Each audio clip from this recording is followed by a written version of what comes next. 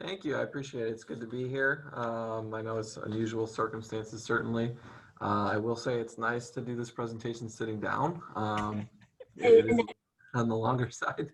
What I have for you today is kind of an update on certain things, some related to the pandemic, some new cases or information unrelated to the pandemic, an overview of certain things that I just see, popping up in the special ed world or, coming into my day-to-day operations where, either I get questions or I see issues. And I feel like it's good to bring them up as a group so that, if it comes across your desk or in your experience, you can be prepared for it. So, without further ado, I'll get started. I'm going to share my screen and give you the proper presentation. Okay.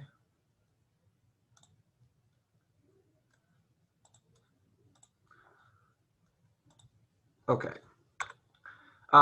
So what can impact our obligations in the special education world? First, we're operating under federal law. Obviously, IDEA is the major one there. We also have Section 504 of the Rehabilitation Act implications that come up in the special education world. Certainly federal regulations issued by the U.S. Department of Education. Those are constantly changing with the changing in, when the administration changes, they can change regulations pretty frequently. You also see a lot of changes or recommendations in guidance documents also issued by the United States Department of Education. And then we have, of course, federal case law. So these are all at the federal levels of what kinds of laws, regulations, or issues guide us as we go through the special education world. We're also under state law. So you have the education law, you have regulations issued by the New York State Education Department. You're familiar with those under Part 200 and Part 201 of the Commissioner's Regulations. State can also issue guidance documents. Certainly we've seen that with some frequency since March in the school shutdowns issues related to COVID-19. And then we also are mindful of administrative decisions by the state review officer in due process matters. So originally what I did was I had this section at the end, but I kind of feel like it's important to start off with it. These are the updates or what I felt were important to give to you from either, mostly it's a state and federal guidance related to providing education or whether it's in person or hybrid, during a period of a school shutdown. And this came, these came to us starting in March and then with frequency throughout the remainder of the 2019-2020 school year.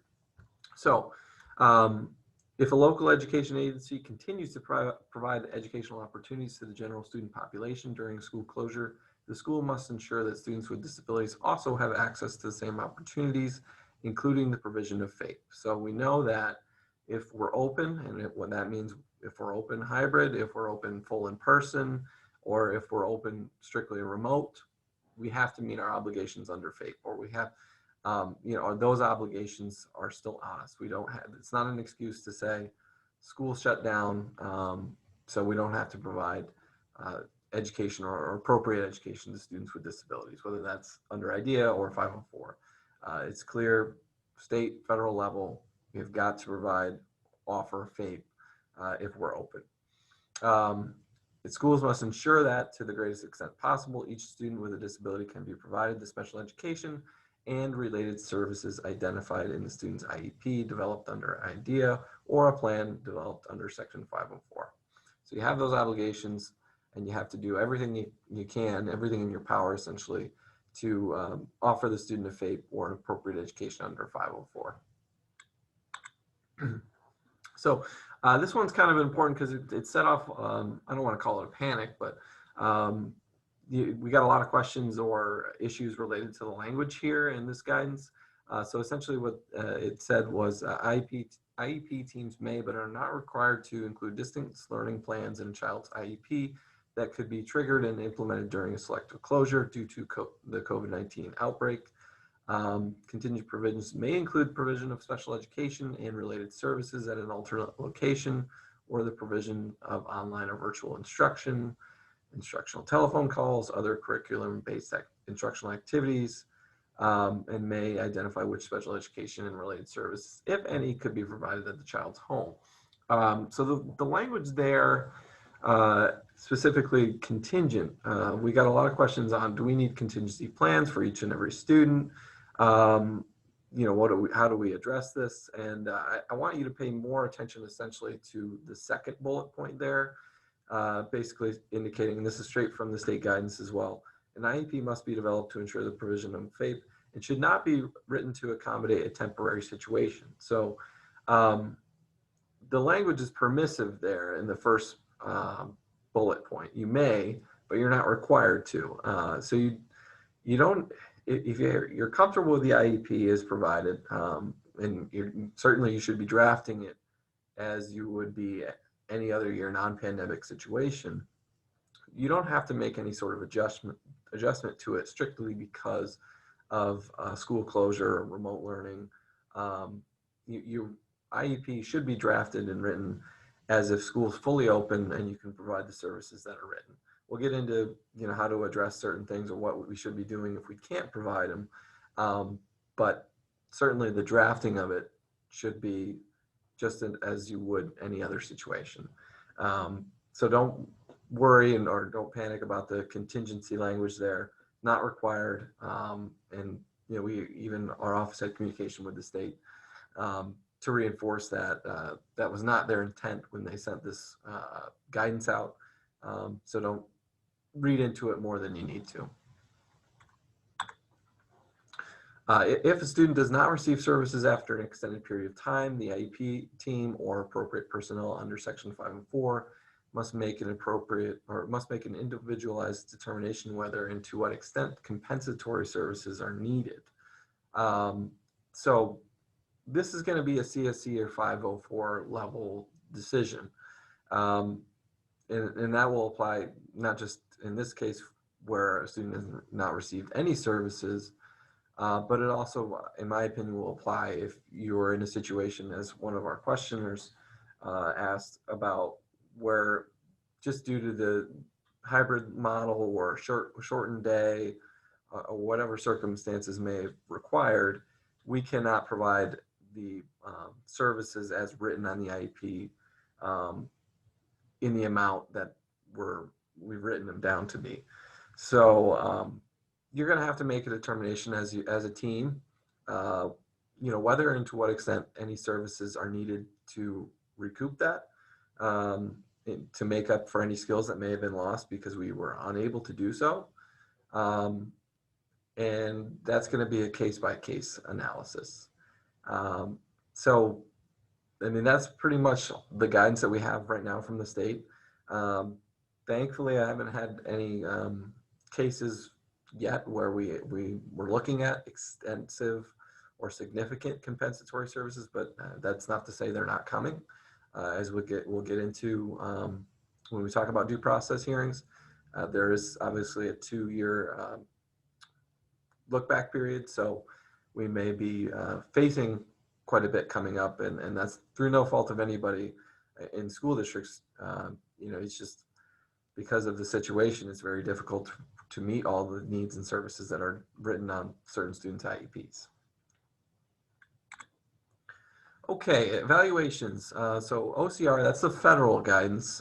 So the federal government is saying if an evaluation of a student with a disability requires a face-to-face assessment or observation, the evaluation would need to be delayed until school opens. Evaluations and reevaluations that do not require face-to-face assessments or observations may take place while schools are closed, so long as the student's parent or legal guardian consents. Same principles apply to any evaluations that you're looking to do under Section 504. Now, this was written back in the spring. I think there's been some more, I've certainly seen it with schools, some more leeway as far as doing in-person evaluations, even with school closed. It just will depend on your local district. But as far as what the guidance says is you're essentially, you can do a remote observation and you're kind of off the hook for in-person evaluations if your school is closed. I think you're going to want to look at it at a case-by-case basis to determine the safety if you want to or if you need to do one in person with a shutdown.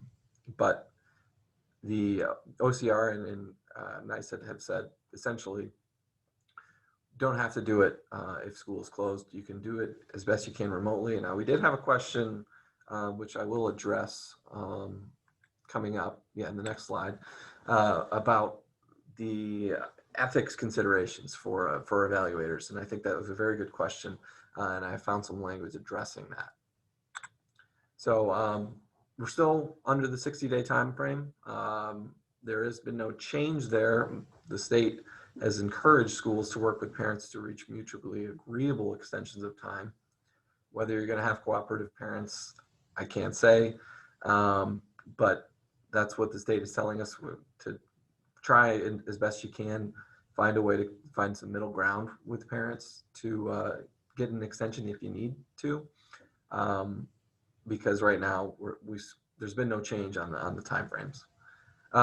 So regarding the issue of licensed personnel or licensed professionals conducting these evaluations, here's what the guidance says. In order to proceed with remote evaluations, the certified or licensed professionals must determine whether they are able to perform their component of the evaluation remotely, including via telepractice, in accordance with the applicable professional practice guidance and consistent with privacy requirements. When evaluating students who are physically distant, evaluators who are licensed must use the same standards that apply to face-to-face in-person practice and adhere to the ethics and standards of practice. Committees, that would be your CSE or 504 committee, must determine whether the evaluation information provides sufficient information or whether further information is required to determine eligibility and identify all the students' special education needs. So we had a question basically asking, what do I do if ethically I don't feel like my, I can properly perform the evaluation remotely?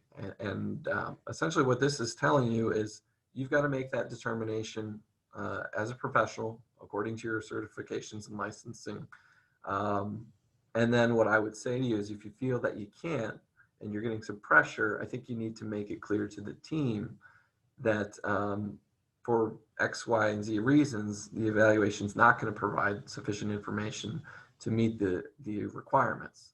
Hopefully that will get you out of the pickle that you're in as far as your time frames and any sort of requirement to meet it, because if you don't feel like you can effectively evaluate the student, obviously the evaluation is going to reflect that, and perhaps we can, like the state suggests, work on some sort of middle ground with the parent so that we could either get a time to extend so that at the end of that time period we can have a face-to-face evaluation, or find some other middle ground so that we can get a proper evaluation done. Reevaluations still must be conducted every 3 years, no change there. And then annual reviews must obviously still be conducted annually, regardless of closure. So there's been really no change on any of our timeframes, just a hope and a wish from the state that parents and school districts can work it out as far as any extensions. Okay, meetings, annual reviews. IEP teams, according to the guidance, are not required to meet in person while schools are closed. I'm sure that many of you are doing your meetings even now if you're open with some or all remote conferencing. I think I've been a part of a few of them, and I think it's gone pretty well. I've been impressed by how you guys have adjusted to and learned very quickly how to use these kind of systems to get everybody in the same room, remotely speaking. and meet our requirements as far as having the meetings and meeting our timelines. So OCR and the state are essentially on the same page here. You're not required to meet in person. Most schools are closed. In my view, I think it's still appropriate, even if you're open to conduct these meetings remotely, because there's not much, it's essentially you're able to do everything you could do in person, and it's much, much safer. And I think the logic and the argument is a winning one for you if you want to continue doing these remote CSE meetings. Okay.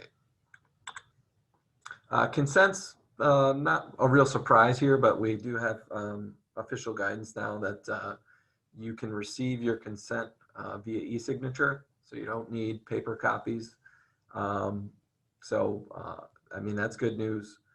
You are clear if you have the capability or technology to get an approval via electronic signature from a parent. That way you don't, it can go much faster, and you don't have to worry about the paper issue that comes up with that. However, you just want to make sure that, as required for all special education documents, you are properly maintaining that once you do receive any electronic or e-signatures. A couple other things I just pulled from, state FAQs, basically asking, how do we handle social distancing or in-person education while we are under our requirements for reopening. So the first question is to promote social distancing and adhere to health and safety requirements. Can a school divide an integrated co-teaching class into physically separate spaces to provide in-person instruction?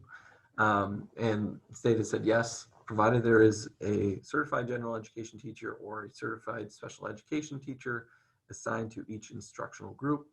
If an integrated co-teaching class is divided into 2 instructional groups, the number of non-disabled students should be more than or equal to the number of students with disabilities in the class in order to ensure the level of integration intended by this program option. The teaching assistant can be used to enhance, but cannot replace one of the required certified teachers.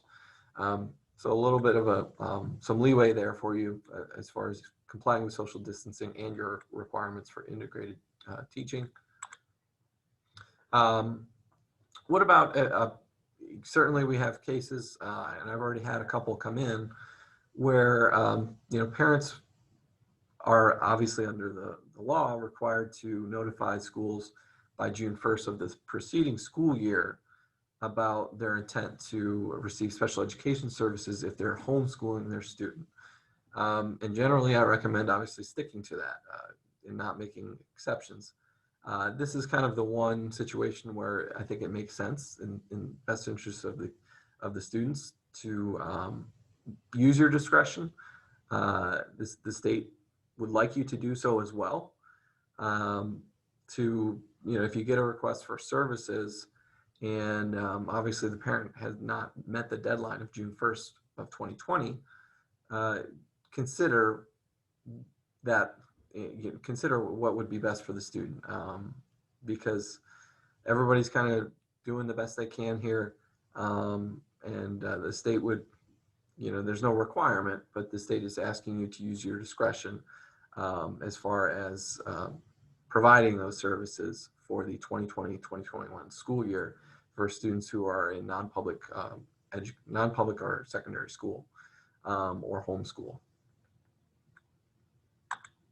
Okay, so we're going to open it up a little bit more broadly. That covers essentially the important things I felt to bring up about COVID-19, our requirements for school closures, and how do we handle providing an appropriate special education, or as we're required to, while we're either hybrid learning model, fully open but with social distancing, or fully remote. What do we have to do? So just to cover, this FAPE idea, free and appropriate public education.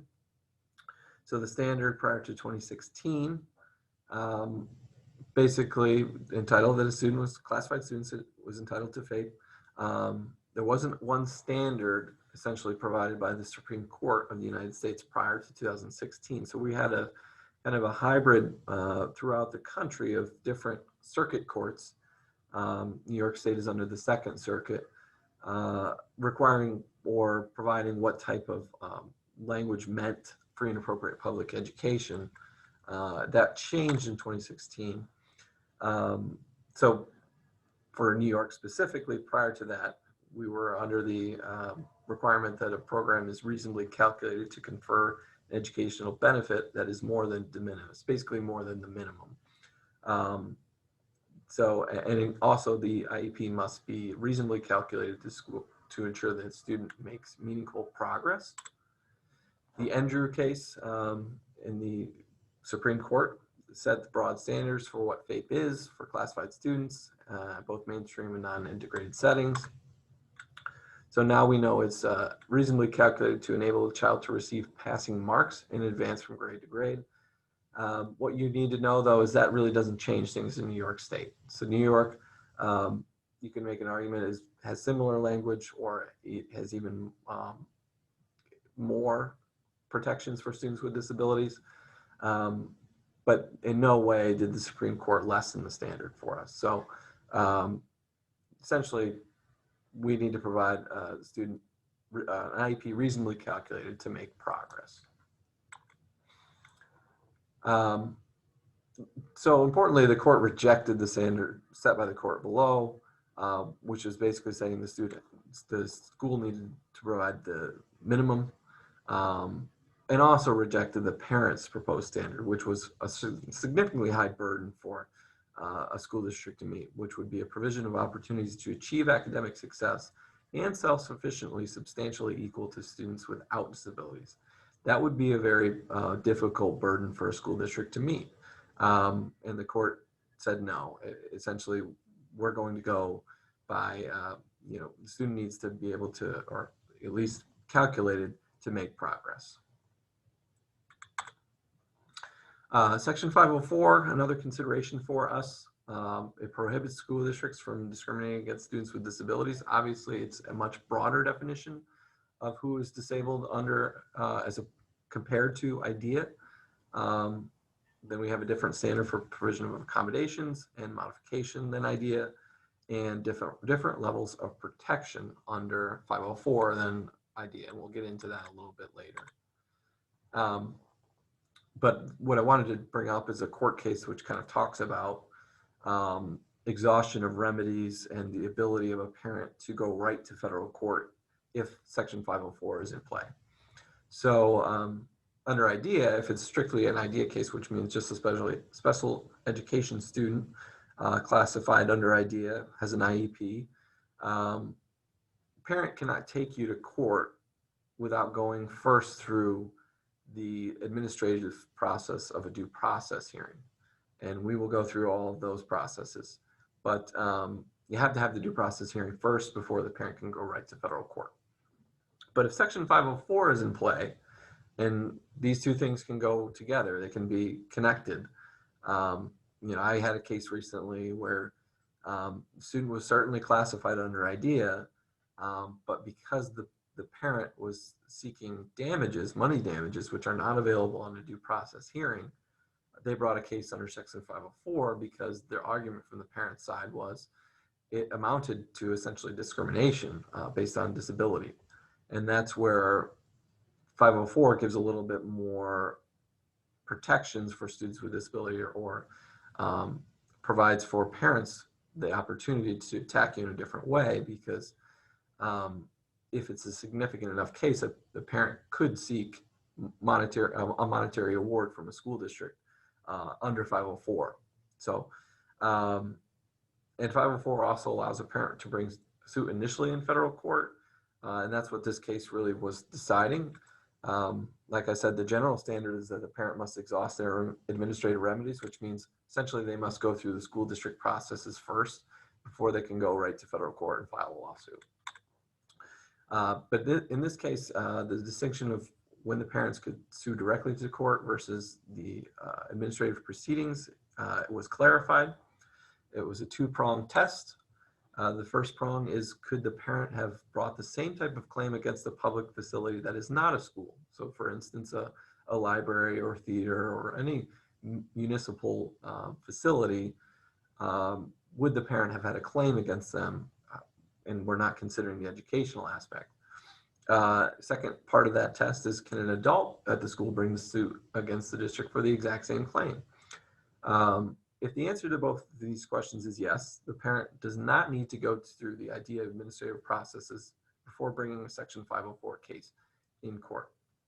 So that's where we ended up in the case I mentioned. Was the parent had brought a due process claim, but we hadn't gotten through the hearing itself. But in order to seek a monetary award, there was a separate claim brought in court, essentially seeking money damages, and that was under theory of Section 504, that the district had discriminated against the student.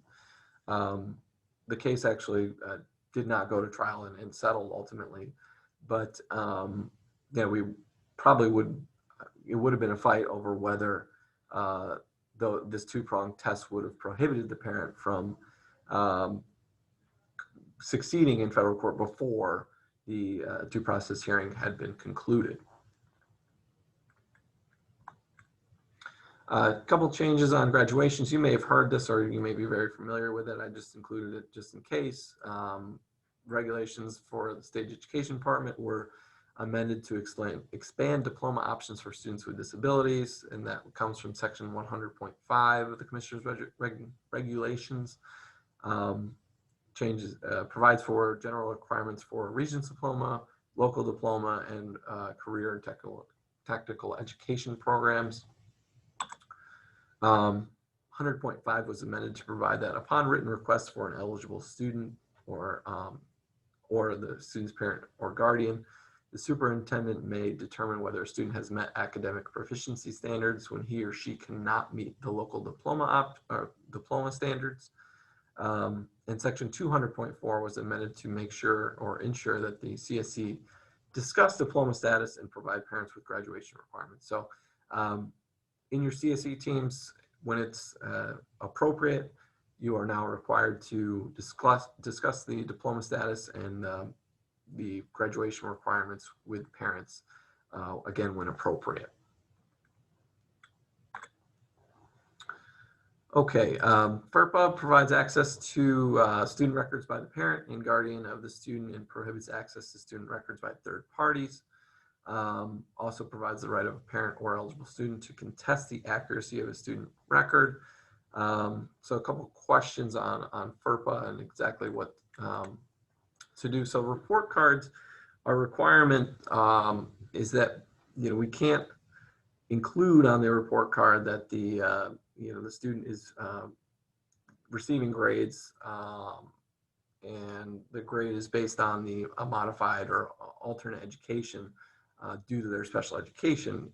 You aren't prohibited from mentioning the education itself, but you have to be careful on your what you put on the report cards because it does affect the privacy of the student. So this is a guidance letter dealing with IDEA and FERPA. So we're required to provide written progress reports for students with IEPs. I'm not sure if this has ever come up for any of you before, but the question was, can a parent contest the accuracy of a progress report? Which could be, if they were permitted to, it could be an interesting situation because a lot of our due process hearings and cases depend on the accuracy of those progress reports. So if a parent could contest it, we could be in a troublesome situation. Ultimately, thankfully, U.S. Department of Education said no. The progress report contains the professional assessment and opinion of the teacher. It is not subject to amendment under FERPA. So if you're familiar with FERPA and the ability of a parent to challenge certain documents and school district records as far as the accuracy of those records under FERPA, Department of Education has said that that does not include the ability to contest the accuracy of a progress report, which is, like I said, good news because as we'll talk about, progress reports and data reports such as those are significant in importance for due process hearings, special education hearings, because that's our evidence. And we want it to be 100% clear that the opinion of the professional who is writing them is accurate, and the parent doesn't get to have a say in what those documents say. Okay, another issue under IDEA and FERPA, the release of student records to a third party. And do you need parental consent to do so? So FERPA has an exception for sending student records to a school where a student transfer or is seeking admission to. Generally speaking, this comes up when a student moves out of your district, is looking to enroll in another district, and is doing it of their own accord. Whether the parents moved out of the district and now they're moving into another district. In that situation, obviously the exception applies. We can send all student records to that school district so they have them and they can enroll the student and use those records as they need to. So, but this case dealt with basically the CSE felt that another program or placement needed to be considered. So what happened was the CSE had identified 5 other district placements. So they were looking at 5 other options to possibly to place the student in because of the whatever was going on at the school was not being successful as far as placement. So CSE was looking at 5 other school districts, and those school districts obviously wanted to see the records and consider whether the student would be appropriate for enrollment in their placement. And the parents were totally against it, and they denied any consent for the district to send those records. And basically the district, what they did was they sent it without the parents' consent. And they did not provide the consent form. District informed the parents that it was sending the records out to the identified placements, even though they had not consented to it. What did the court rule? Well, first the parents responded saying the CSE did not have authorization to send out the records. Like I said, the CSE sent it out over the parents' notice that they did not consent to the release. Parents sued the district and the director of special education for violating privacy and confidentiality rights, and sued the school district for significant monetary damages.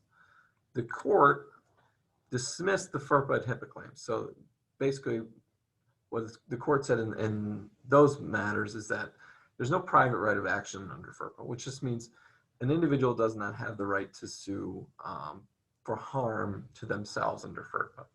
The school district obviously has to comply with it because non-compliance could be met with a penalty from government agencies, but a private citizen doesn't get to sue you under FERPA for damages to themselves.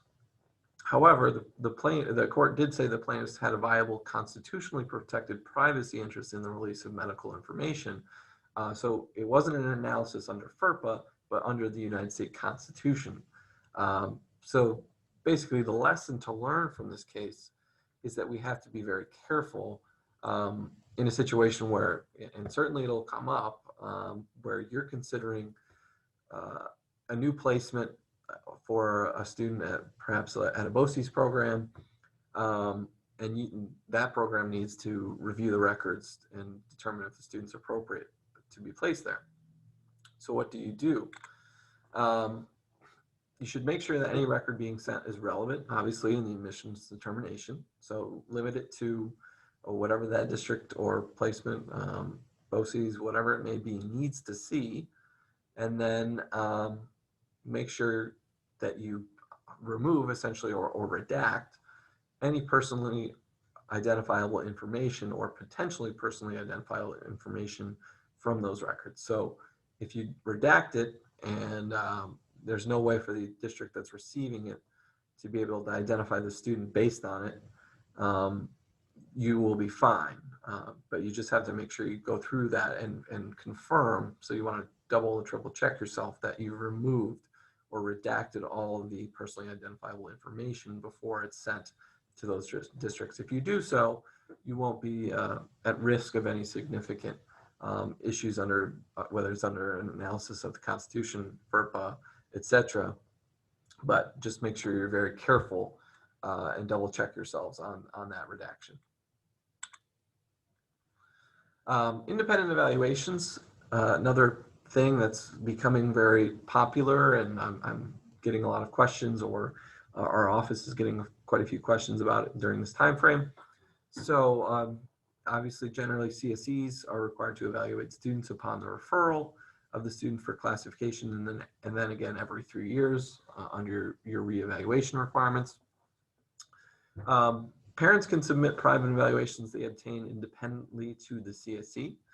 So when that happens, if you get a parent who, through their own, they did not request school district payment, let's say in this case, but they did get a private evaluation and they have given it to you, it is absolutely critical that you at least have a CSE meeting where that document, that evaluation is considered.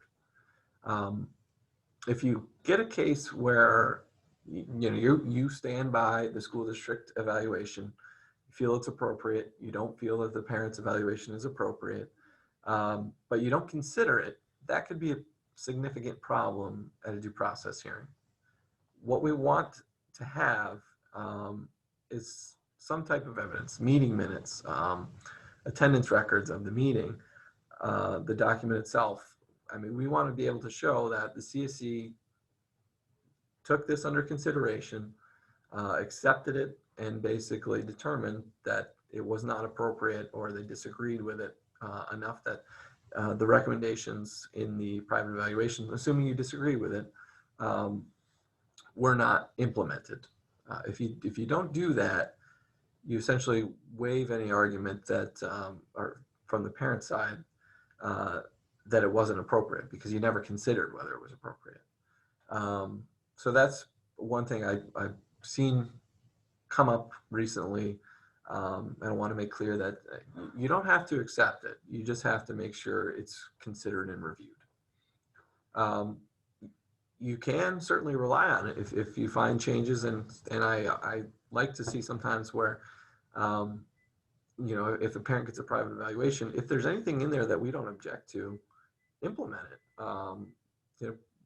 Either put it in the IEP if it's appropriate, or have some type of record maintained that shows you're doing what the private evaluator says, because that presents a really good defense for you at a due process hearing. So if you're able to show or say to the hearing officer, well, we disagreed and we reviewed all of it, but we disagreed with all of these things, and we did implement certain pieces of evaluation. Then if you get a second due process claim in the future on it, basically you're able to show that even with the parent's private evaluation and what you tried to do based on it, it still wasn't working for the student and placement wasn't appropriate. It's good evidence to show to the hearing officer that you were willing and worked with, and essentially the parent's experts has been nullified because we did try at least part of what they recommended. Okay, so is there a downside to relying solely on the private evaluation? Absolutely. This is a 2017 case in which all the district had was a private evaluation. So they did not have their own evaluation to support whatever decision that the CSE made. And because the IEP that did not adopt the private evaluation recommendation, basically what happened was the court determined there was no provision of faith, because they had the private evaluation. They lacked any evaluations of their own with a different opinion, and their failure to adopt the private one was fatal to the district's case because there was nothing to contest. The district had it's a pretty one-sided argument when the parent brings their own evaluation and says, here's our expert, where's yours? And we didn't, the district didn't have anything to present in that case. So obviously you want to make sure that you comply with your evaluation timeframes, and make sure that you have something to back up whatever argument you're going to need if you do need it at an impartial hearing. Okay, on to discipline of students with disabilities. So obviously under both federal and state law, students who are disabled are entitled to protections in the context of discipline. If a student is consecutively or cumulatively suspended for more than 10 days during a school year, a student is entitled to a manifestation meeting. Needs to be considered whether there is a connection or nexus between the student's disability and the conduct giving rise to the discipline. So frequently we'll get questions on that 10 days issue. And most of the times that I deal with manifestation meetings, it's because the district is seeking a long-term suspension. So need to have the manifestation to determine that the long-term suspension is not or is appropriate because there's no connection.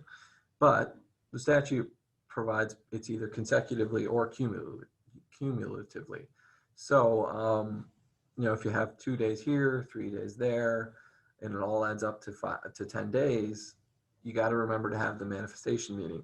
And the other thing to keep in mind that is having a manifestation meeting doesn't necessarily restart your clock on that 10 days.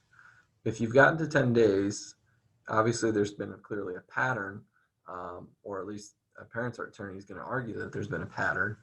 And so you have the manifestation. If you determine there's no connection, I think in future suspensions, you still have to have those manifestation meetings because there's been a pattern, and you probably are going to need to consider, is there some sort of thing that we're missing as a CSE team? Because even though the student is, we're determining there's no connection, is a behavior plan something we need to consider, an FBA? These are all relevant questions that should be asked at the manifestation meeting. So I would advise not to do so, not to think about 10 days manifestation, okay, restart it 10 days again. If you're in a situation where you're reaching 10 days and then you're doing further suspensions after that, it really needs to be at least considered whether or not there's something that we're just not, we're missing as far as the special education of the student. If there's a nexus between the conduct and disability, obviously district is limited in its ability to use suspension as a penalty. If no manifestation is found, you treat the student as a general education student, but the exception is you've got to continue to provide academic program and services during the period of suspension. That's required both for students with disabilities as well as students who are under or between 6 and 16 under our compulsory education rules. So with limited exceptions, most students are going to be provided services and academic services during a period of suspension. And the statute really says it's got to be immediate. So if, even with, short-term suspension, I know it doesn't always happen this way and you don't really get challenged on it, but it is required that it's got to be an immediate provision of these services during the period of suspension.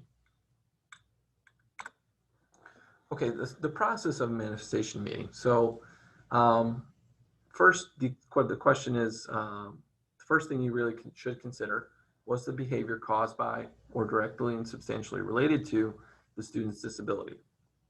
So that's the big one. That's the one nobody forgets.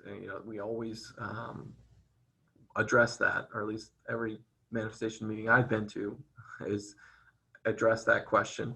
The second one is the one that's a little bit more complicated and more easily skipped over or not properly addressed.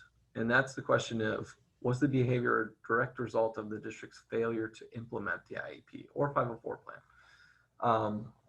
You only need one yes to find a manifestation. So even if you feel like there's no connection between the behavior and the disability, if there's a problem with our implementation of the IEP, or if there's just strictly a problem with the drafting of the IEP, if it's very clearly not an appropriate IEP or 504 accommodation plan for the student, then we need to really consider more strongly that question on number 2.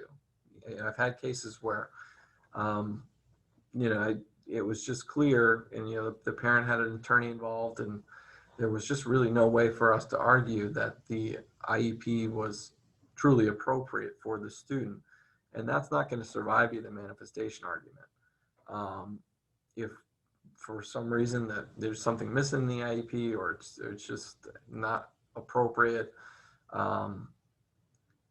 we're going to have to strongly consider whether there was a problem, and that answer to the number 2 question is going to be a yes. And that goes for compliance with your timelines and other issues related to it, like, say, for instance, an evaluation. So let's give an example of, okay, we feel strongly that the student's behavior is not caused by or directly related to the student's disability, at least as it's drafted on the IEP, but we're out of compliance on our reevaluation for whatever reason.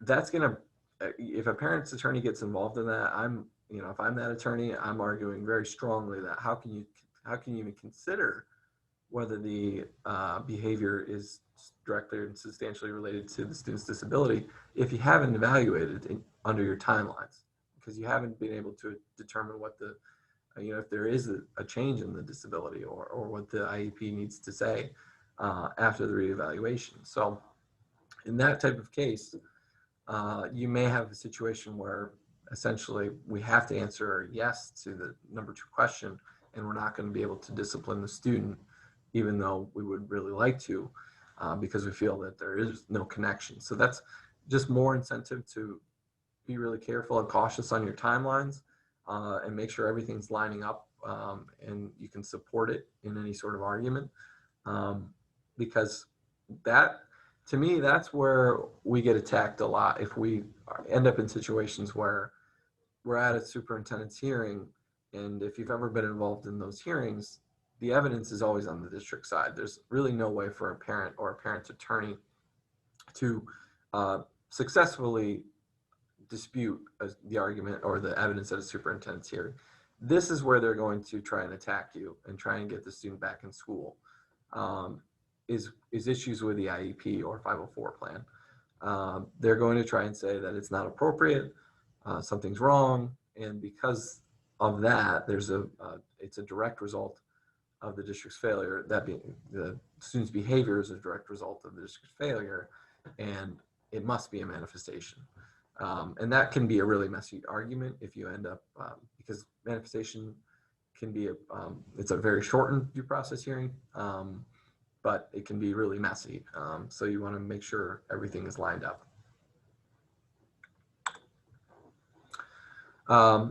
Short-term suspension of students with disabilities. Federal and state law require providing a FAPE during the suspension period. And in a Dear Colleague letter in 2016, DOE, United States Department of Education, provided significant guidance on how a district may meet its obligation to provide a FAPE for a disciplined student.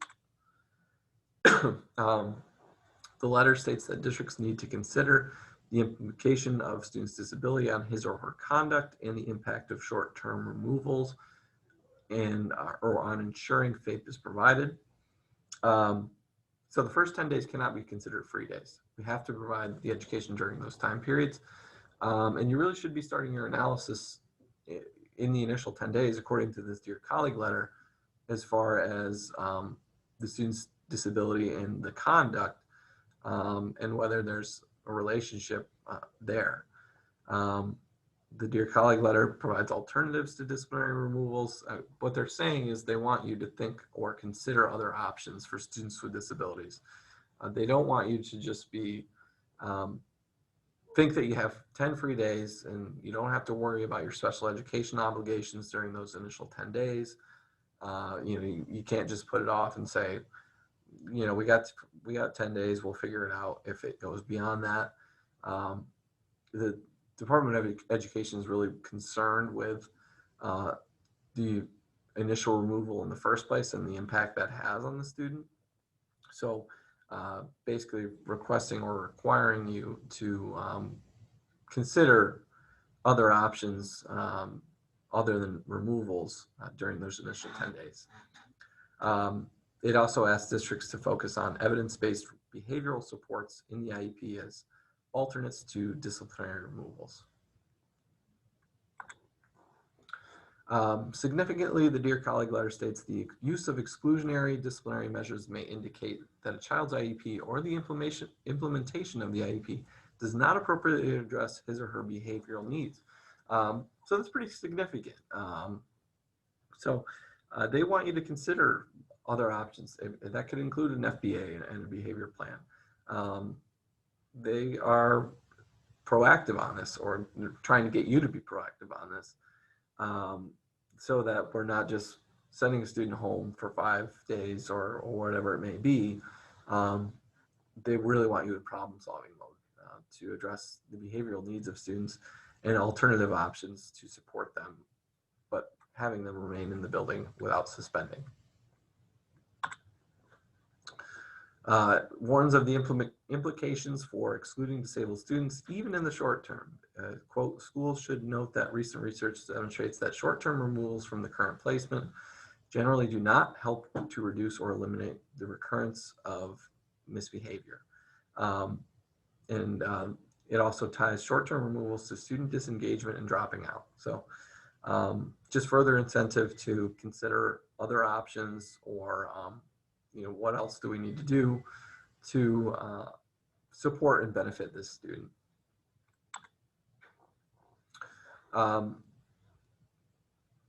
Kind of address this. Removals may indicate a need to review and revise the IEP. So we can skip over that piece. But I just want to address students with ADHD. Whether a student with the diagnosis of ADHD is entitled to protections under either IDEA or Section 504, it's dependent on the impact of the student's disability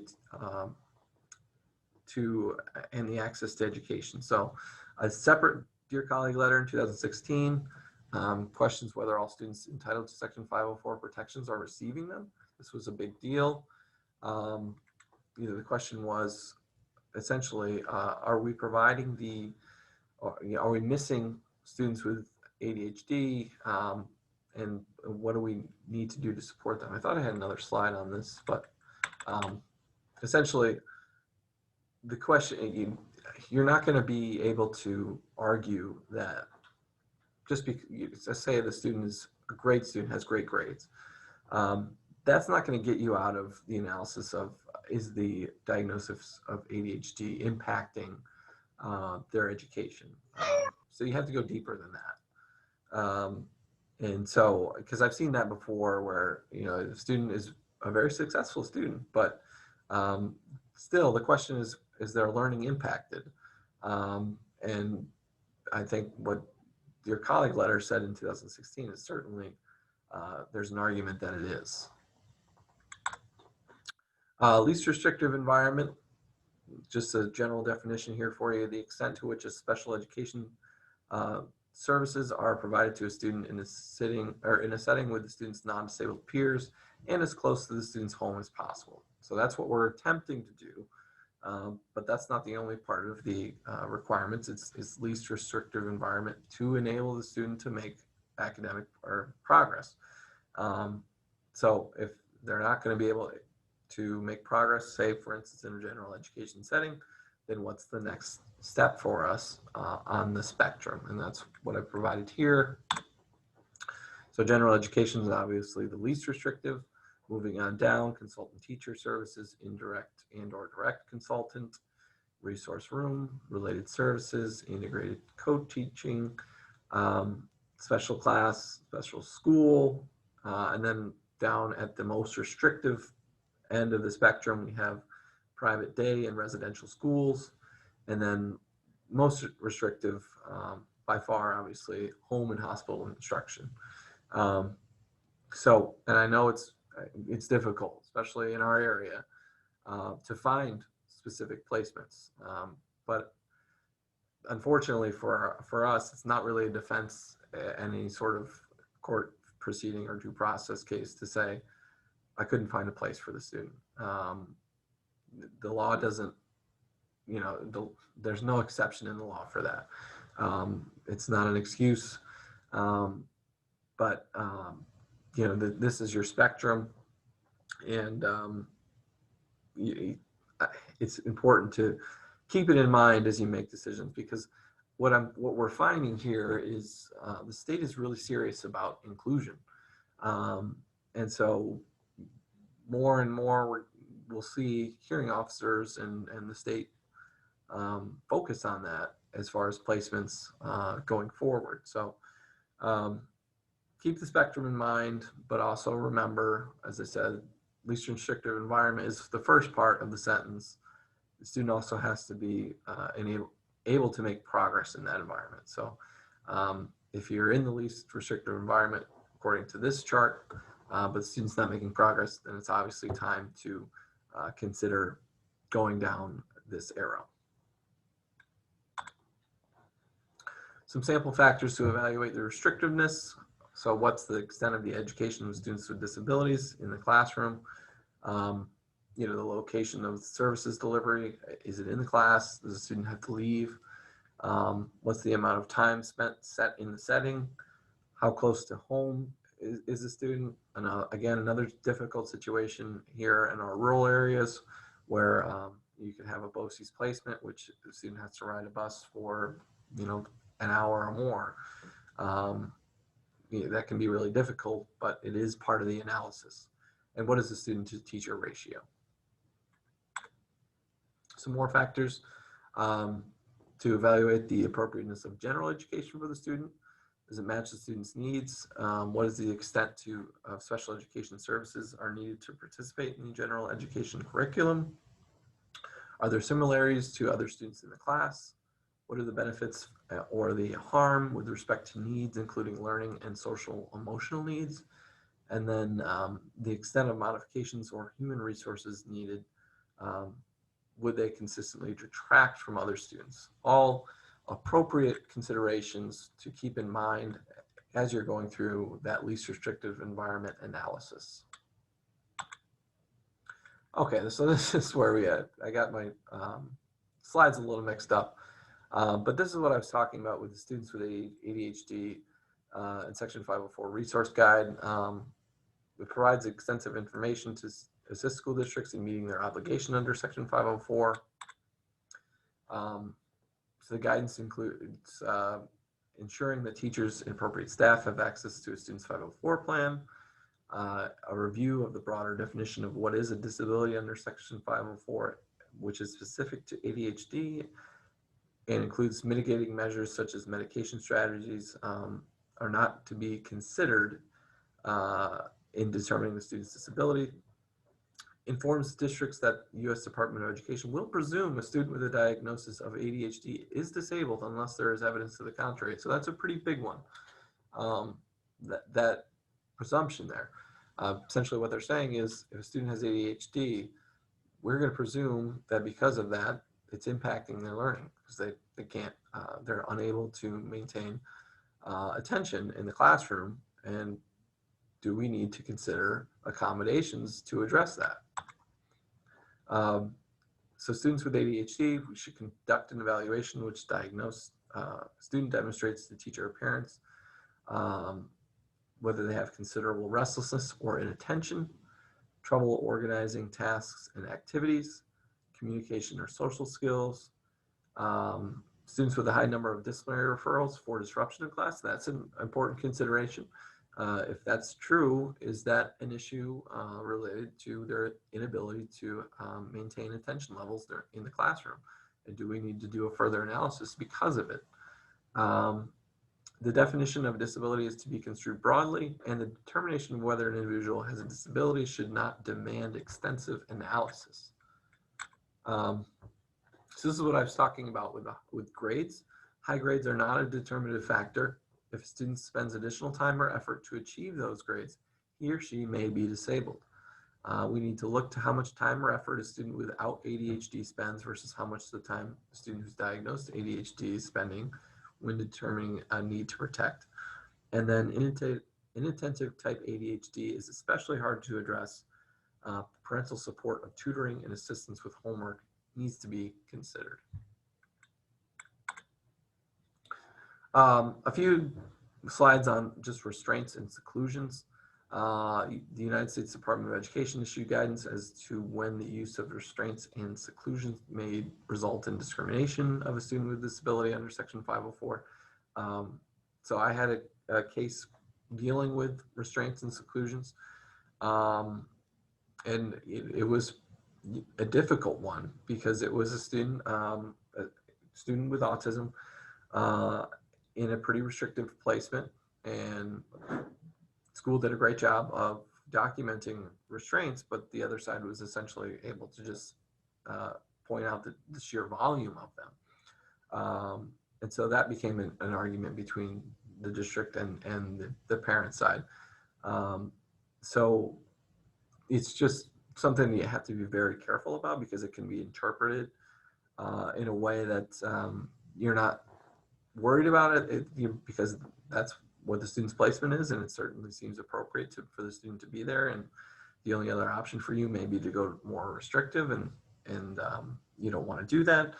But there's concern here, at least from the United States Department of Education, as far as restraints and seclusions for students with disabilities. So the guidance is warned that FAPE could be denied if restraint has traumatic impact on the student or results in not receiving needed services. So the school should review the IEPs for students who may need a restraint and determine, are the students sensitive to a particular type of restraint that could be traumatic. After restraint, is the student more withdrawn, exhibiting different or new behaviors, more distracted in class? We should all be considering all these questions as far as the appropriateness of the placement and the levels of the restraints.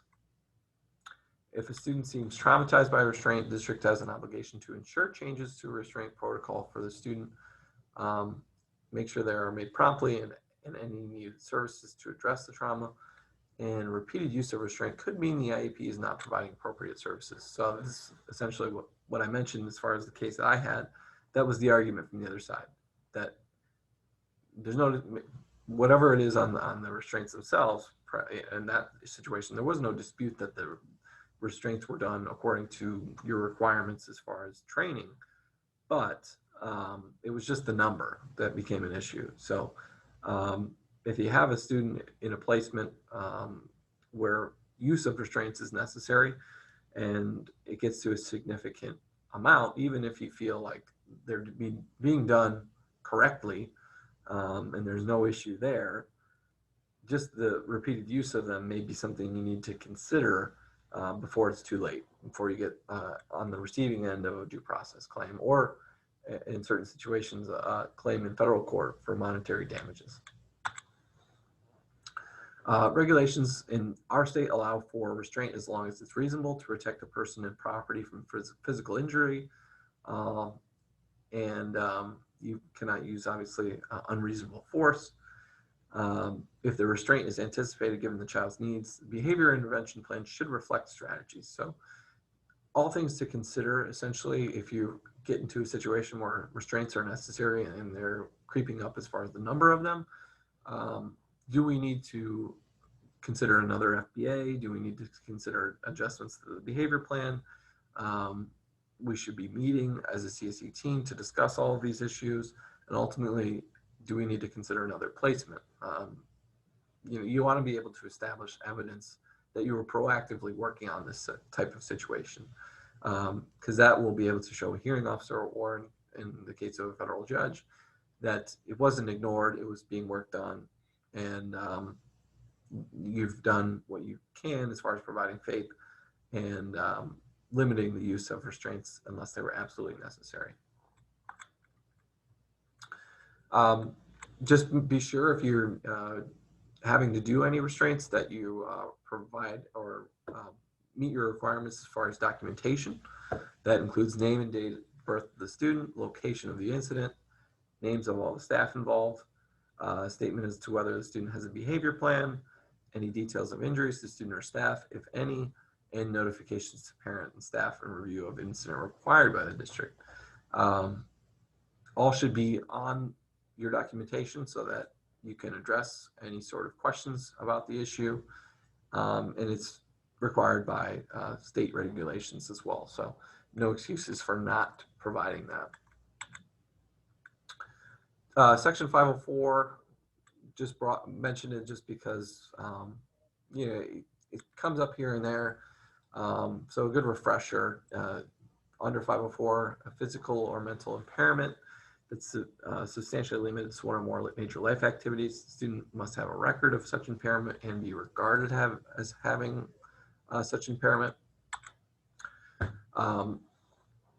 So physical or mental impairment considered any physiological disorder or condition, cosmetic disfigurement, or anatomical loss affecting one or more body system.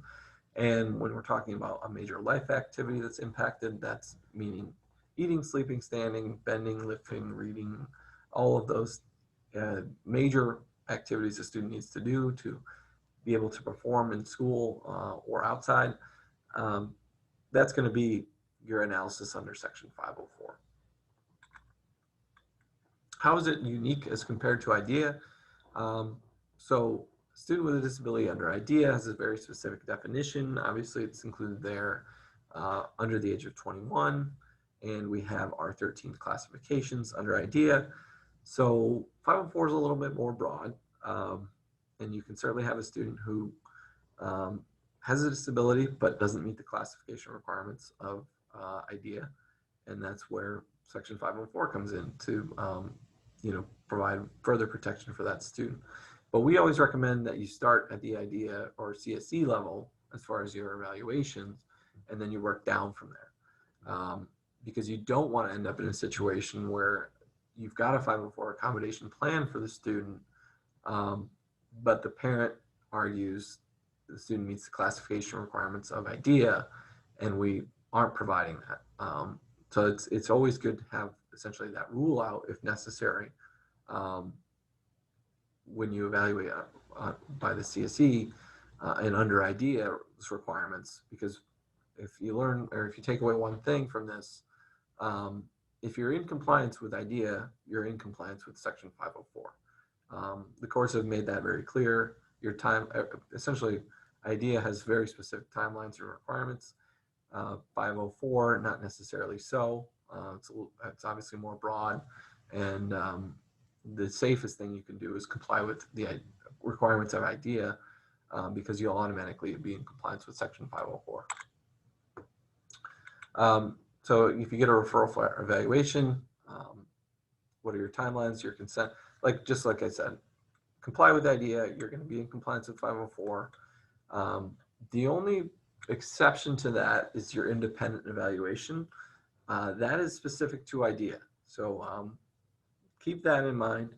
Parents are not entitled to their own independent evaluation if it's a student with,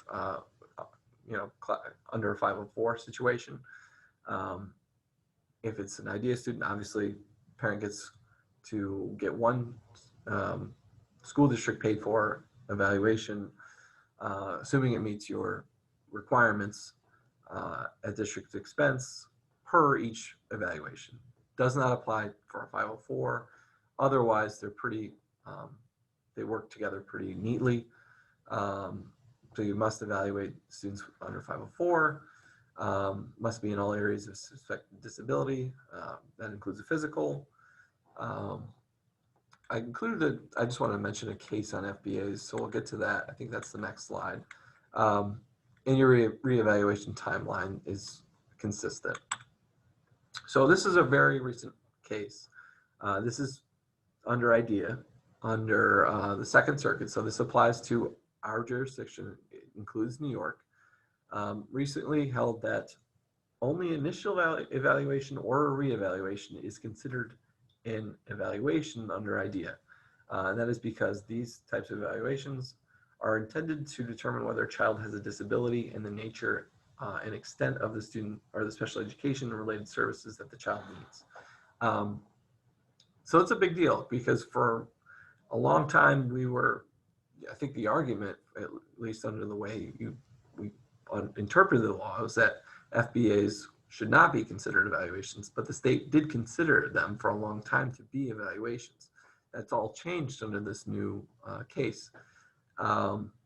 So if the parent disagrees with your FBA, they do not have a right to an IEE at district expense for an evaluation to attack the FBA, because the court has determined that FBAs are not considered evaluation. So the question then leads to, if it's not an evaluation, do you need parental consent to do an FBA? This ruling suggests that you don't.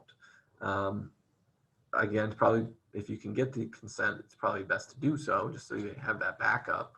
But the court's pretty clear here that FBAs are not evaluations, and therefore we don't need to consider the implications of IDEA and the evaluation requirements when doing them. And that also, obviously, parents don't get to have their own IEE to contest the school's IE or FBA. I think this is, CSE versus 504. So CSE members, obviously parent, student, regular education teacher, special education teacher, school psych, CSE chair, a parent member if requested, and any others depending on the circumstances. So related service providers, any other individuals who have information relevant to the student's IEP. How does that differ from the 504 process or team? Again, 504 is very broad, so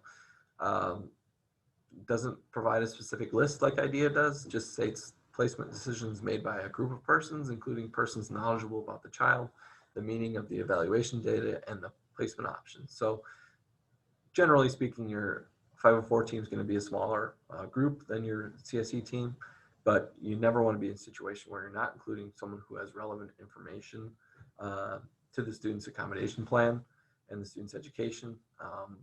So keep that in mind. And like I said, the general rule, the golden rule, if you're in compliance with IDEA, automatically in compliance with 504. I think we've talked essentially about these issues. So I wanted to give kind of a background as far as due process hearings. I don't know if many of you here, or if any of you here, have actually had to go through a due process hearing. I've realized recently that I'm in a lot of cases, which is not unusual, but a lot of cases where it's the first time for either the CSE person, school psych, whoever it may be at the district who I'm in contact with, they've never been through it. So I wanted to give kind of a background as far as what it's like, what the, what are some tips and issues we can do or avoid to stay away from the due process hearing. So what is it? It's a complaint procedure for schools and parents to resolve disagreements about a classified student's pre-appropriate public education. It's like we talked about, mandatory before going to federal court, unless it's with the exception for that 504 issue we talked about previously. You can have mediation, but that doesn't happen in a lot of cases. Doesn't mean it can't, but most cases don't go there. Pendency or stay put applies the whole time through the process of the hearing. So that means the student's last agreed upon placement becomes essentially the placement throughout the due process hearing. There's a short timeline, but in these circumstances, obviously those are extended frequently, but the intention is not for these cases to linger. It can also include 504 claims, but they can have a separate process. That's going to be school specific, because you should have a policy addressing how a parent can address 504 claims. And then either schools or parents can initiate due process hearings. Obviously, more frequently or more likely a parent's going to initiate, but there are circumstances which a school will want to initiate the due process claim. Just kind of an idea of what a life cycle of the complaint looks like. Like I said, you could have mediation. Most of them go directly to due process. So you can have, it can settle prior to, or you can have the hearing. And then if you go through the hearing process, your options, you win, lose, or and what we find in many, many cases is sort of a mixed bag. You win on some issues, you lose on some others. And really, depending on that, you may end up in appeal. That goes to the state review officer, and then your options after that are to go to federal court. That's essentially our exhaustion of remedies issue, where you have to go through all of these processes before you end up in federal court. What's the federal court process like? Long, lengthy, much more lengthy than a due process hearing. Also a lot more involvement of attorneys as far as the ability to seek out information before the trial itself. That's what I've listed there as far as discovery and depositions. That means the other side's essentially going to get every piece of paper or document that we have that's relevant to the case, and they get to ask questions under oath to any of our witnesses and vice versa at a deposition before the trial itself. Okay, so it's just some things to do when you suspect that a parent is in disagreement with you as far as your due process or you're expecting a due process claim. You should check to make sure your prior written notices are sent and compliant. Easy things for a parent to argue, so and also an easy thing to correct if needed. Make sure your meeting notices are compliant. Make sure your evaluations are up to date. Big one there. I mean, these are all things that can be really detrimental and can sink us at a due process hearing. So we want to make sure we're all lined up and good to go on those things. And then we want to review the IEP, make sure the present levels of performance are appropriate and up to date. Make sure our goals are solid and up to date. I've had, or that's been an issue I've seen before, where first look at the goals on the IEP, and I just know the case is not going to be a successful one for us, just because they're either too vague or in some cases not updated from year to year. Going to be a major issue at a due process hearing. So we want to make sure they're solid, make sure that they're being frequently updated, adjusted, whatever is necessary to enable our success. Is progress being made academically and behaviorally? Are the IEP and behavior plan being followed? Is the placement still appropriate? And what does the data say? Because that's winning and losing at these cases is really dependent on your data. Can you defend it? Can we submit it to the hearing officer and use the testimony of our witnesses, including the school psychologist, the teacher, service providers, whoever's providing the data? Can their testimony back it up? But ultimately, what does it show? And is it going to be in our favor once we get it into evidence at the hearing? Make sure to, if you're really concerned, it's good to send the files to your attorneys for review. You always want to know earlier in these cases if there's going to be a big problem. It's much better to fix it or work it out with the parent before the hearing itself than to find it out at the hearing. So what should you send? That it's pretty much everything. When we have a due process claim and the district's asked my help in defending it, I want all relevant information from the district, and that includes evaluations, IEPs, data, report cards, progress reports, meeting notices, prior written notices, meeting minutes, because you never know in these cases what is going to be the key piece that's going to convince the hearing officer one way or the other. That can be a comment that's made from a teacher in the meeting minutes. That can be critical. And so we have to have all of this information so that we know where we stand or what our chances are. Because like I said, it's better to fix things early than find out at a hearing that there's a problem and then we're on the hook, not just for the district's attorney's fees, but if the district's unsuccessful, will be having to pay the attorney's fees for the parent as well. Make sure to have a policy regarding independent educational evaluations. This is pretty key because, like I said, IEEs are coming up frequently, and we get a lot of parents who want the most expensive provider, and if you have a policy, you can kind of limit that. It can't be too strict, but if you set some reasonable geographic limits and financial limits, then you can essentially deny the request for an IEE without having to bring a due process hearing. But it's got to be significantly outside your policy. Because as we'll get into, if you get a valid IEE request, the only way to deny that is through the impartial hearing process. Now, that's not the exception. There is if it's in or not in compliance with your IEE policy, which is critical that you have one, and it's pretty specific as far as what's appropriate. Like I said, have your prior written notices and meeting notices reviewed for compliance. Make sure your staff understands how to collect data and record both academic and behavioral data. Keep the team informed and prepared. And definitely you want to know in advance if you have a team member who's not on board with the plan.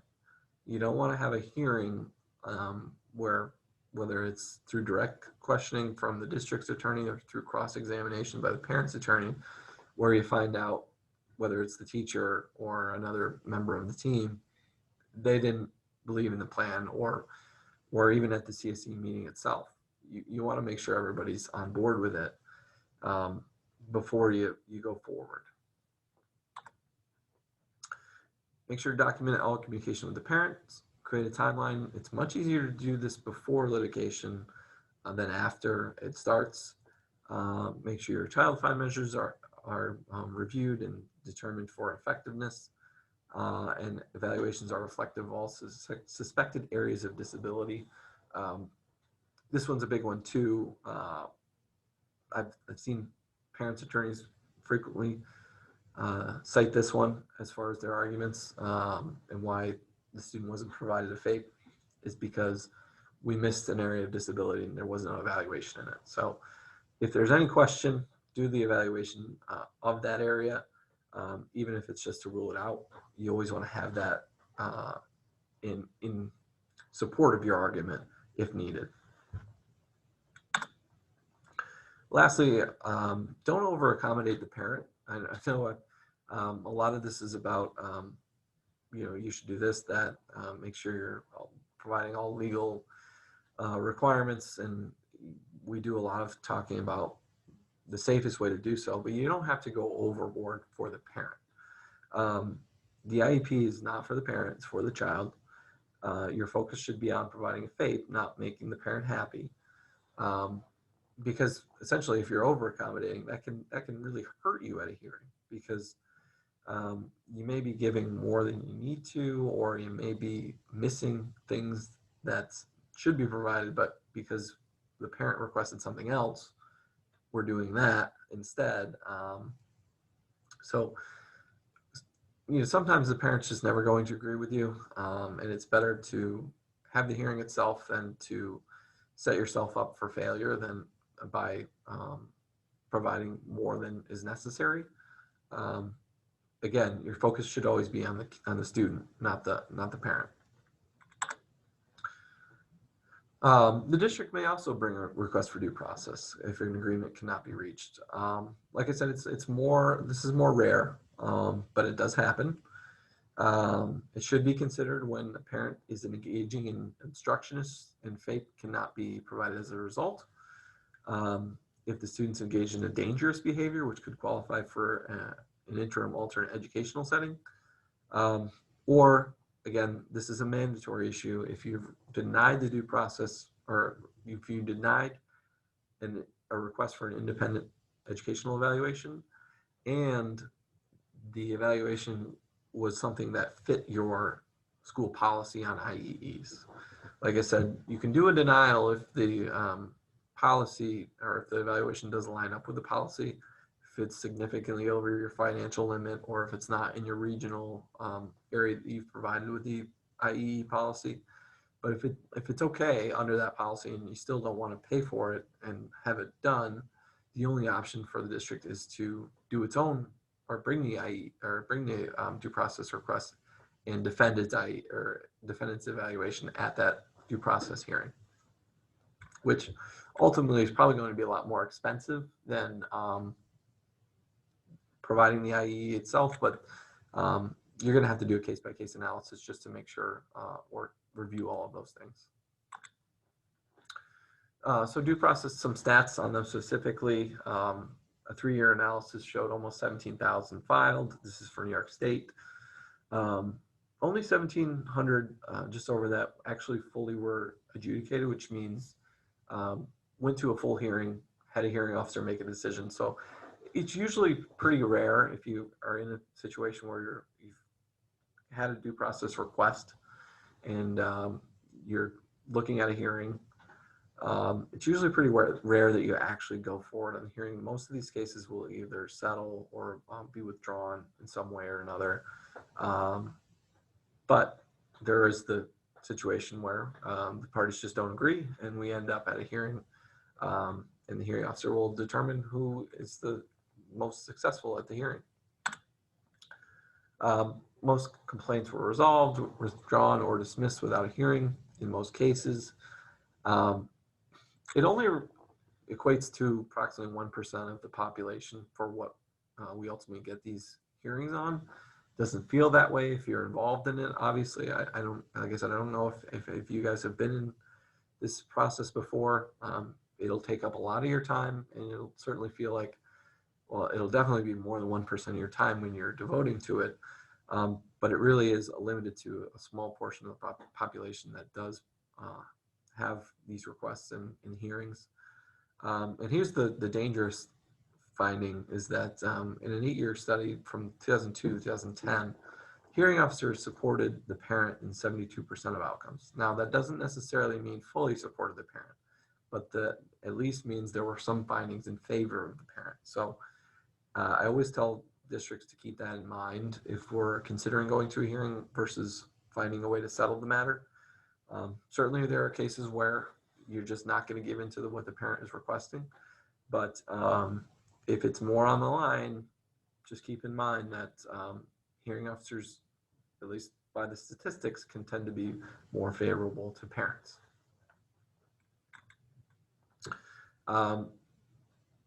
Many different areas a parent can file a due process claim for, includes identification, evaluation, placement, and FAPE. Complaint must contain adequate notice and description of the issue that the parent is challenging. If it's not adequate, you don't know what the parent's really asking for, you can seek a hearing officer to dismiss it. That's really rare, but I've seen it happen once or twice. Again, this is a 2-year time frame, but Section 504 and ADA claims can go back 3 years. And as we kind of talked about before, you could have a situation where you have the same set of facts, essentially. So the same student and the issues and claims are all the same, but they're using essentially an argument under the Section 504 and the ADA to bring in claims over 2 years old and possibly seeking an award for money damages under a Section 504 theory. So if that happens, the hearing officer is probably going to let the claims stand by essentially what they're doing is attaching them to the idea claims. And there are exceptions, obviously. If the parent had no knowledge or maybe in a case the district had no knowledge of certain information until a certain time, that's when the clock will start, essentially. So if it was unknown for 2 years and then 2 years and 6 months it's known, then you can still do it. You essentially, your clock starts then. So you can bring a hearing in that situation. Just your timelines, because these are, when you get a due process claim, this is going to be important just to keep in mind. And essentially, a lot of things happen at once, and then there's a very quiet period after the initial rush.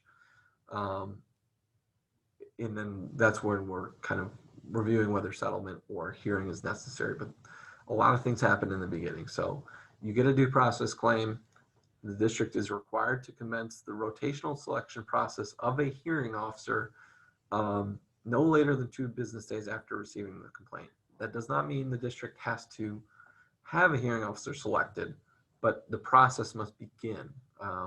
So that's something got to start right away. Making the calls. You should know in the district who has the ability, or essentially this comes from a list by the education department, and it has to be uploaded into, all information related to the hearing has to be uploaded into the system through the education department. So someone at the district should have the information, username and password, so that that process can start immediately. I've certainly had cases where nobody knew the password for the system and you had to go through the state to figure it out. And you really don't want to be doing that during your first 2 business days, because we've got to start that process of getting hearing officer. Next timeline for the school is within 10 days. District has to provide a response that goes directly to the parent. And you basically, what you're doing in that document is providing a response directly to whatever is claimed in the due process request. So parent makes 4 different claims related to evaluations or placement issues. We've got to respond to each and every one. Your school attorney, like I often, when this happens, I'll ask the CSC chair to draft that initially, and I will help in reviewing of it. It's just easier for me. Without being fully familiar with the facts of the case, I can't write it on my own. I like to have the CSC, who's obviously been involved in that from the beginning, write it, and then obviously I'll help and provide any feedback. And then next, as I talked about, if the notice you can't tell what the parent's asking for, you can contest the sufficiency of it by going through the hearing officer, and you've got 15 days to do that. You also have 15 days to provide or schedule a resolution session. I like to just have it scheduled in the 15 days. It's up to the parent really if they're going to show up and participate. But all you want to be able to do is show that you offered it. So save a copy of your letter, providing the parent a date and time for the resolution session. Specific rules on the resolution session.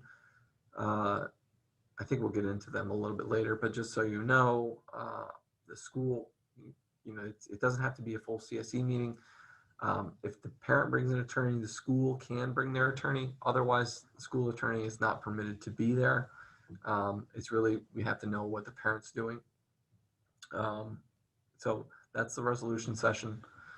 And then within 14 days of essentially the end of the resolution period, or both parties saying there's not going to be a resolution, a hearing officer needs to have a pre-hearing conference, which just updates the hearing officer on the status of the matter and what's going to happen going forward. Like I said, it's important for your district personnel, cannot be the CSC chair. Generally speaking, I've seen it be superintendent secretary, but someone there should have login and password for the impartial hearing reporting system. That's necessary to frequently update the case on that system. And like I said, must be going through the rotational list of hearing officers within 2 business days. The response itself, like I said, I recommend the CSE chair draft it and work with school counsel for appropriateness. Must address each and every allegation in the complaint with specific facts made, or specific facts and reasoning as to why the decisions that the CSE made that the parent is likely challenging were made. What does a resolution session look like? It really is, there's no requirements as far as the Part 200 of who needs to be there. I always like to have the CSE chair and the school psychologist there. Those people are very knowledgeable about the student and the decisions made relevant to the student. So any sort of decision as far as whether the case is going to settle can be made by, or at least considered by, those individuals. That it also must include a district representative who has decision-making authority. Usually that's the CSE chair. And as I said, the school attorney is not able to attend unless the parent also brings an attorney. So what you'll see is a common thing to do is on your notice of the resolution session that you send to the parent, you'll want to just require them to give you, say, 3 to 5 days notice if they're planning on bringing an attorney. So if you want to bring your own, you can do so. Keep in mind that if you have a resolution meeting and you make a decision there relevant to the student as far as any sort of settlement, that is binding. So if you're not comfortable, don't commit to something at the resolution meeting unless you really feel like it's necessary for the student to resolve the situation. There is a 3-day period following the meeting in which you may void whatever agreement was made. But if you miss that, then you're stuck to whatever you agreed to. So I always express a little bit of caution. There's no reason that you can't come to an agreement after the meeting when everybody's had a chance to think about it and then write it up in a settlement document. Communications and discussions at the meeting are not confidential unless they're agreed to by the parties. So a lot of people think that way, that this is confidential and cannot be shared later. That's not true. So whatever is said at the meeting can be used against you later unless the parties agree to make it confidential. If you actually are going forward or there's going to be a hearing, what do you need at the hearing? So a lot of these cases are in the data. That comes from documents such as the IEPs, progress reports, any other data, evaluations, other relevant info. Also have to consider who are the district's relevant witnesses that we need to present, because if you're in a due process hearing, it's almost like a mini trial. So the district has to prepare evidence as well as witnesses to defend its IEP or whatever decisions the parents are challenging. So your relevant witnesses are going to be CSE chair, school psychologist, teacher, service providers, anybody who's providing services or is a part of the IEP is going to be a relevant witness at the hearing. I want to be able to show to a hearing officer, if I'm defending the case, that the district did everything that was on the IEP and met all of its obligations, and here's the witness to tell you how they did it. There can be cases where we have a lot of witnesses, but I think they're all relevant to prove the district's side of the case. And here's the biggest thing about impartial hearings that makes them so unique is the school district has the burden of proof. And so what I like to say about these cases is it's the only situation in any sort of court of law that I've ever practiced in where you are guilty until proven innocent. So we are tasked with defending our IEP and showing why the district did everything, according to the regulations and the laws, and the student made progress, etc. Because the parent challenged us. Essentially, how, in my view, fairness would be the parent has to show what we did wrong, and they would have the burden of proof. But that's not how it works in special education.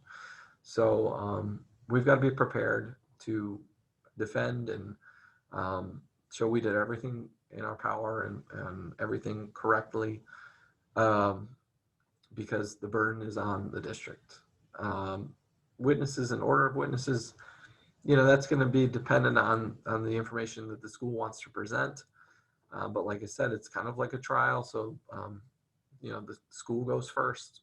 Parent has an opportunity to question the school's witnesses. Once the school's presented all of its evidence, the parent can present witnesses that the school gets to question. And ultimately, the hearing officer makes a determination at the conclusion of the presentation of all the evidence. It's a little bit different than a trial in the evidence standards themselves, though. We're not talking about significant laws as far as what you would get in a trial. For instance, hearsay, stuff like that is admissible. so our evidence standards are a little bit relaxed, which is helpful. But it is, if you've never been through before, it is a little bit stressful because it's there's a hearing officer, there's a court reporter who's taking down every word, and we have to everything has to be said under oath, and we've got to meet our burden of proof. So outcomes, any sort of damages. So like I said before, money damages are not awarded under IDEA. So at a due process hearing, you're not going to be subject to a hearing officer ordering the district to pay a set amount of money. But like I said, if they exhaust the remedies, administrative remedies, meaning they go through the due process hearing, if the parent is successful, could later see an action in federal court under Section 504 in which they would argue for a monetary award. Attorney's fees is the big issue in these cases, so it'll be dependent on success of either party. It's called a prevailing party analysis. So if the parent is somewhat successful, that means they get some of their attorney's fees. If the parent is fully successful, the district is on the hook for all of the attorney's fees of the parent, as well as the attorney's fees to defend the case. So it can get pretty costly in these cases, unfortunately. But it's just something to consider when going through the process of, do we want to have the hearing or are we going to have a settlement? Compensatory education services are relevant. The hearing officer could be awarding those. It'll all be dependent on the outcome of the case and whether the district was successful. And I think that's it. But I did see, I think I saw there was some questions in the chat. I just want to get to them.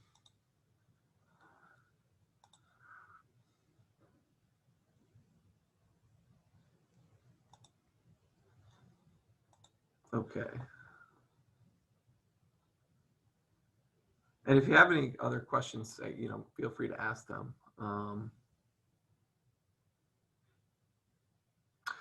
Yeah, so I see that is a good point as far as there's a question on if we're beginning at the idea level for the evaluation and then moving to a 504, you're correct. The parent would be entitled to an IE.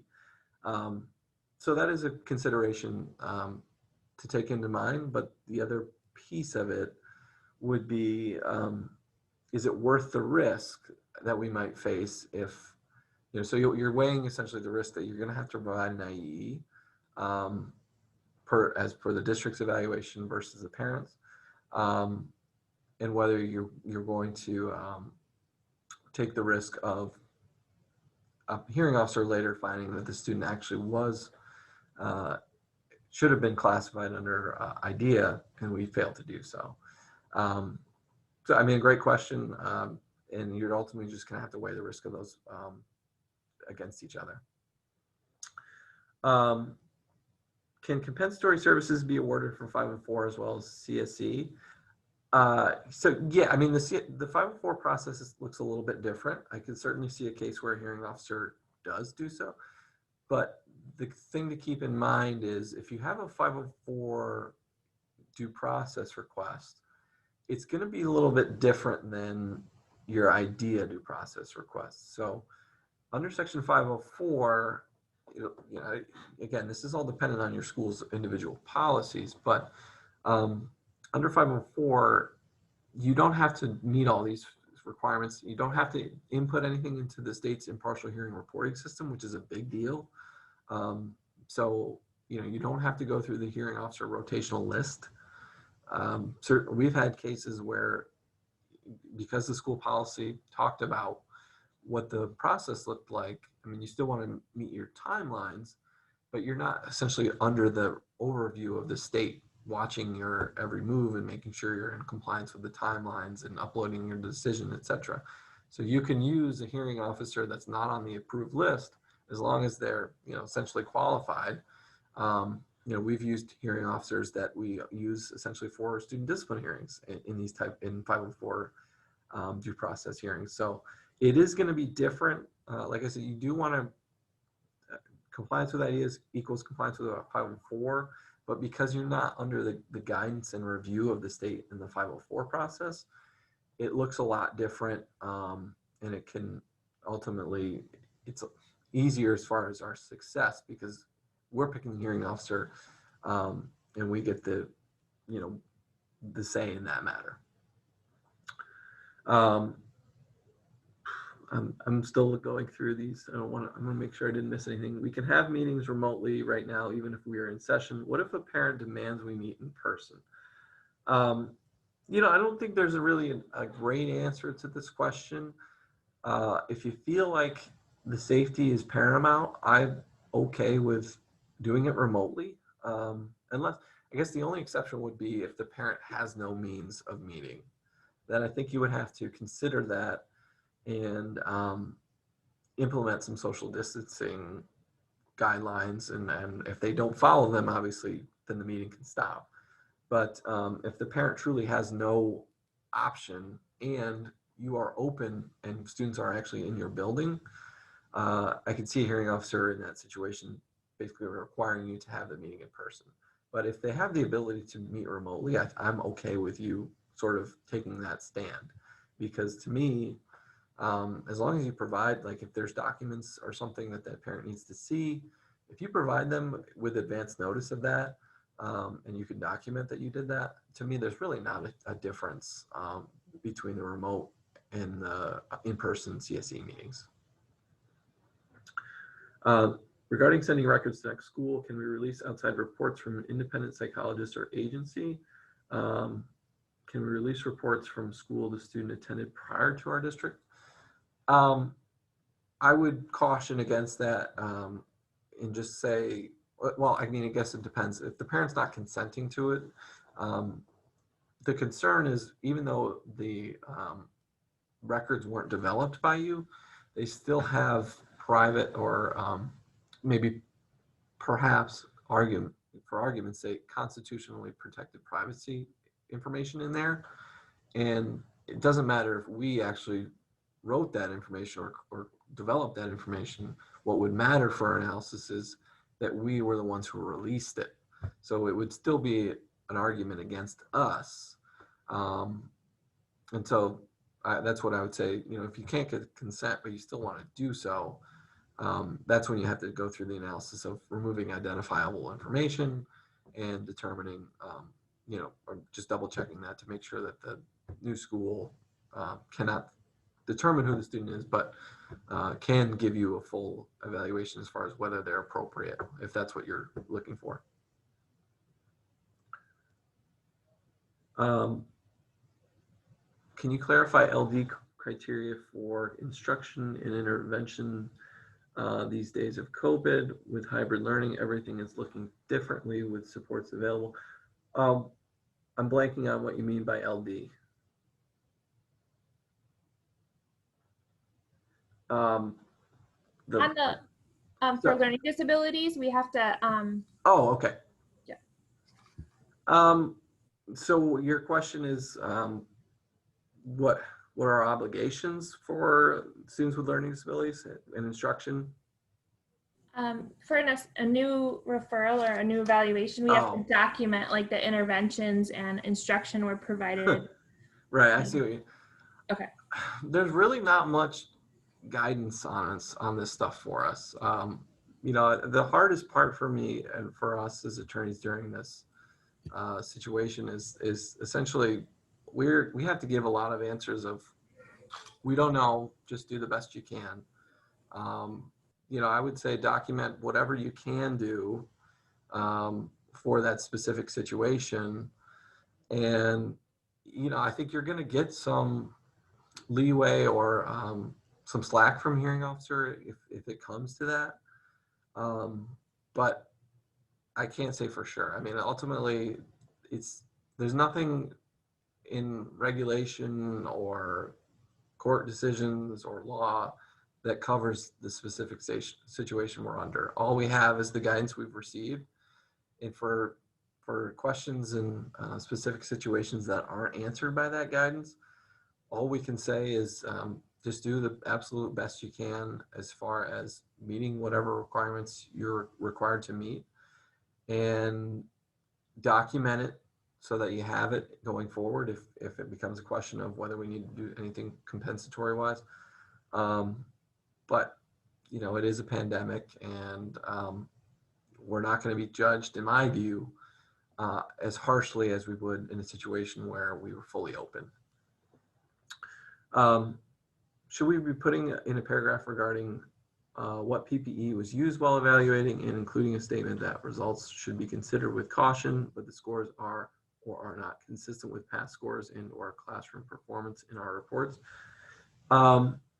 That's the I don't know if you, I don't think you need to do regarding PPE. I mean, I guess that's up to you. If you feel like it's relevant, if you want to make sure that you're documenting that you were appropriately protecting yourself and the student during the evaluation. You could also, you know, on your notice or whatever you're sending in advance of it, put in requirements and also indicate what is going to be provided from the school district side. I don't mind the statement of caution. I mean, that only will come back to what we talked about as far as remote evaluations and whether you are able to perform as far as you feel appropriately in accordance with what you're required to do under your license requirements, etc. Yeah, I'm fine with you indicating what the hardships were as far as doing the evaluation, and you know, it's ultimately going to be dependent on if the CSE team feels that it can even get an appropriate or get the appropriate information from the evaluation based on what you can and can't do with your limitations.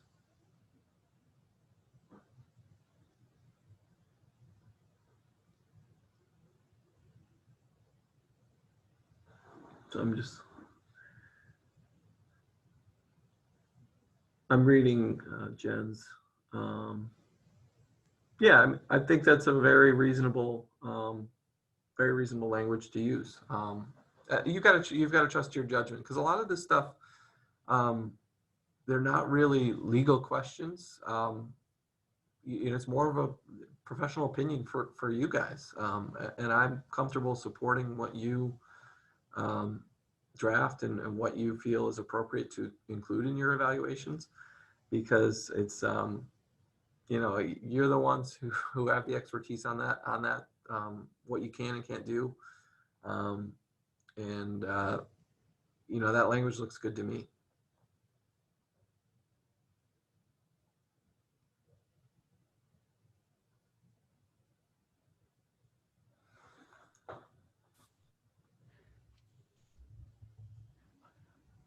Well, thank you, Cameron. I appreciate you coming in and being willing to do this for us. No problem. I just see there's one more. I don't want to miss anything.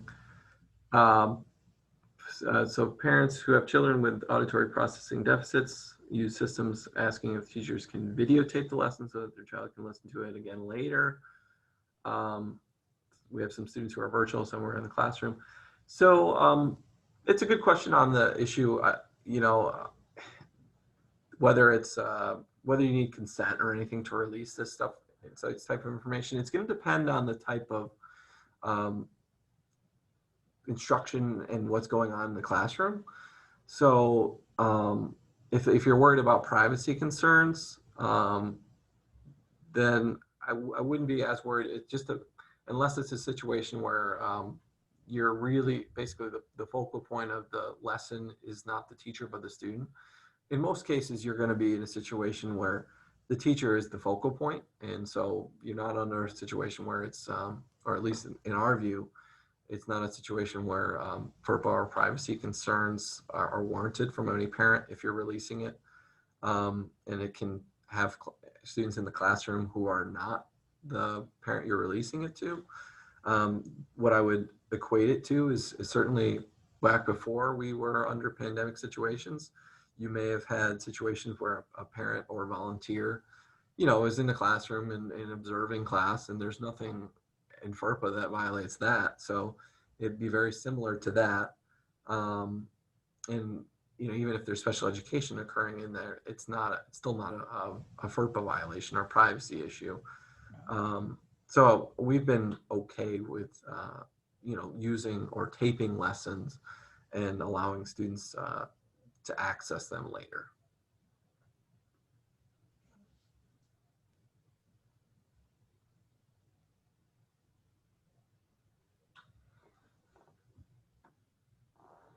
All right. Well, if there's not any other questions, I'd like to thank you for coming and thank everybody else for showing up and welcome and thank you. Thank you.